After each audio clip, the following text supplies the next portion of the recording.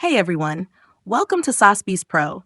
In this video, I'll show you how to watch old streams on Twitch in just a few easy steps so you never miss your favorite content again. Step 1. Open any web browser on your device and go to twitch.tv, the official website of Twitch. Step 2. In the search bar at the top, type the name of your favorite streamer or simply click on one featured on the homepage. Step 3. Once you're on their profile, click on the streamer's name to open their channel page. Step 4. Now, look for the Videos tab in the menu and click on it.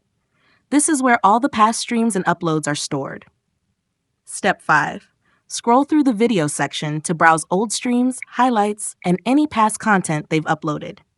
Step 6. If you see a View All icon, click on it to see the full list of available videos. Step 7. Click on any video that interests you to start watching the old stream right away. Thanks for watching, and don't forget to subscribe to Saas Pro for more quick and helpful tutorials.